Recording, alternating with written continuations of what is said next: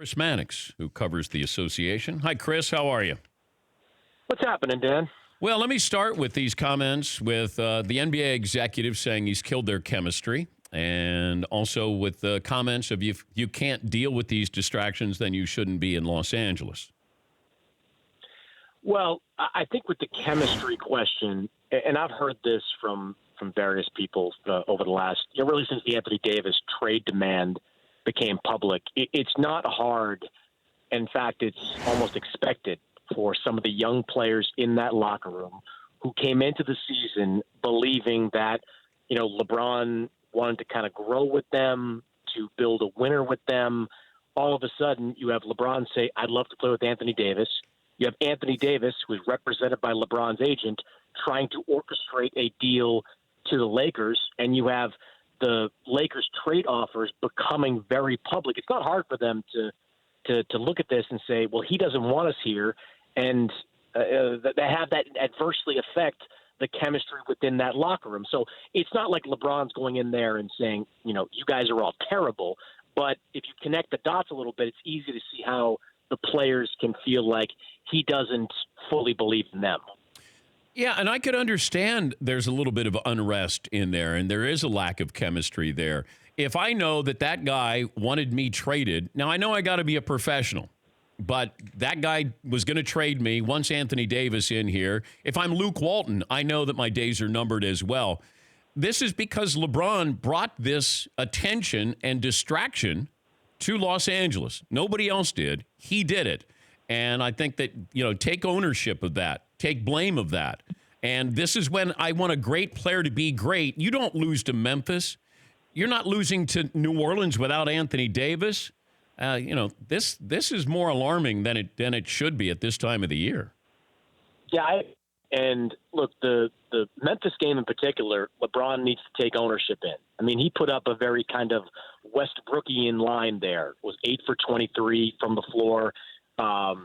Just was inefficient all the way around. His defense hasn't been good all season long. And the schedule, Dan, as you know, not good for the Lakers coming down the stretch here. These are the games they have to win to give themselves even a puncher's chance of getting back into the playoff mix. Without those wins, I think it's going to be a hard hill for them to climb.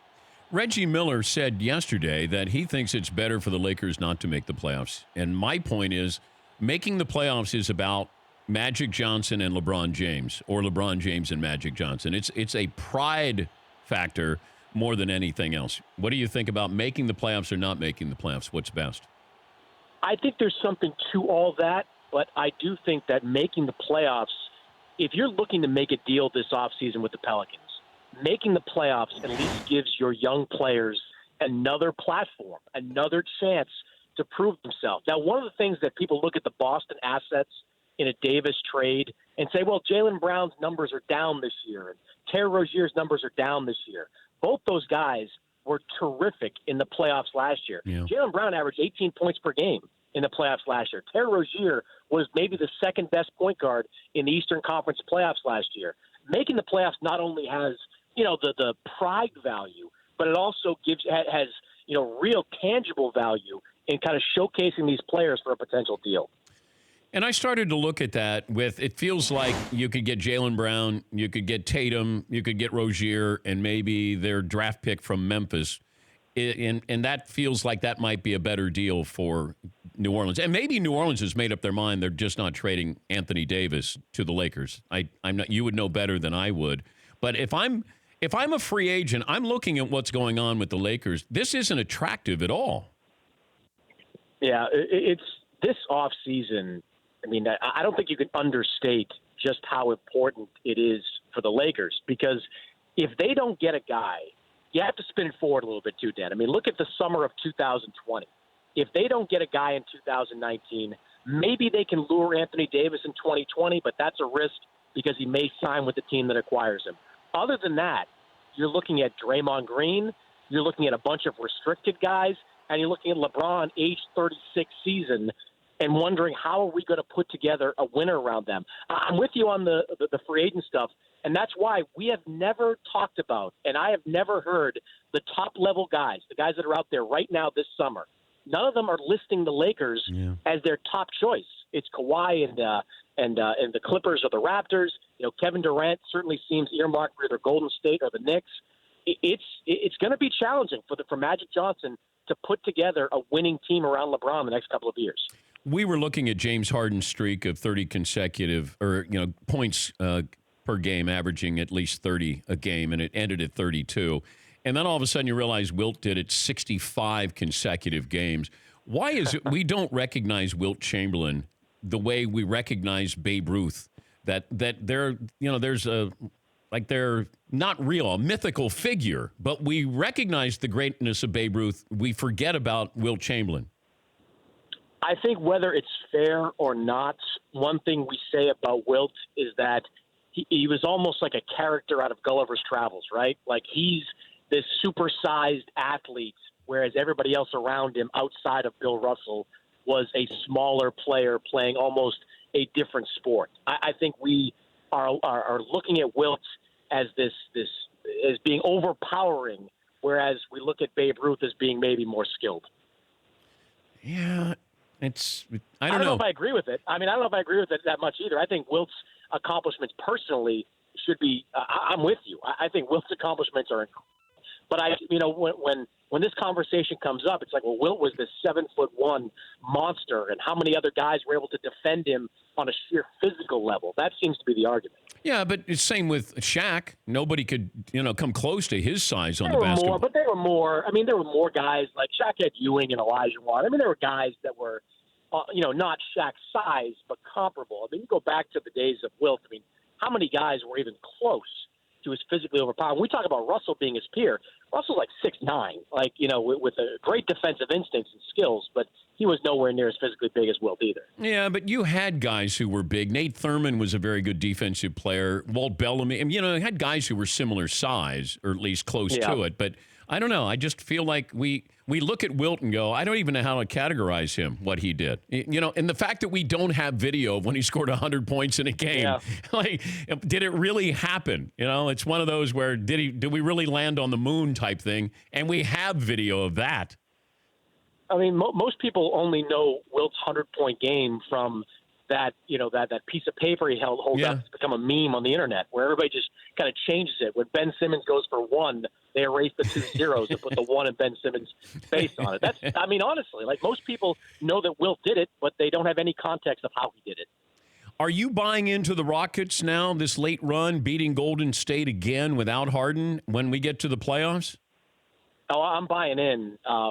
Not to say that they're going to win, but I think they're back on that level that they were last year. Now, the defensive numbers trouble me. They're not a very good defensive team right now, whereas last year they were in the top half of the league defensively. But, forget Harden, forget Paul. The reason this team is back on a championship radar are those bargain basement additions they've made, Dan. Kenneth Faried is giving them 16 and 10. Kenneth Faried was stapled to that Nets bench and has been a shell of himself the last few years. Austin Rivers was let go basically by 2 teams this year, and now he's giving them 33 minutes per game. This team had a bad offseason. They lost Ariza. They lost Mbah Moute. They lost some of their defensive identity, in the process. In getting Faried and Rivers and some of the other guys that they've been able to grow, they're starting to get some of that swagger back. So I think you can count on Chris Paul and James Harden being great if they're healthy. But you're now able to count on the role players being a lot better than they were at the start of the season. Good to visit with you, Chris. Safe travels. Thanks for joining us. You don't even want to talk about the Celtics? I'm disappointed in that, Dan. I assumed there'd be some Celtic-related conversation. If you're a betting man, is Kyrie Irving with the Celtics next year? Yes. 5 years, $190 million. From a betting man, he takes the money over anything else. Are the Celtics better this year with Hayward back and Kyrie back than they were last year? I think they're more capable of winning a championship with this group. Are they better? The ceiling is higher. Let's say it that way. But are they better? Are not better until they do what last year's team did. Yeah. If they get to the conference finals, they'll be comparable. But this this Celtics team, and the most maddening players I've covered in a while. They will lose to Chicago, who they beat by 56 6 weeks ago. but then they'll probably go out tonight and beat Toronto. They'll go into Toronto and win because they're 2-1 against the Sixers and 3-0 against the Sixers, and they've been good against all the top-tier teams and kind of bad against a lot of the bottom feeders. So that's why I said the ceiling is higher. It wouldn't surprise anybody to see them go on a run and win the entire Eastern Conference, just like it wouldn't surprise anybody to see them win the 3 seed and lose to the Nets in the first round. Thank you, Chris. You got it, Dan. That's Chris Mannix. He's a senior basketball writer from Sports Illustrated and NBC Sports Boston NBA analyst.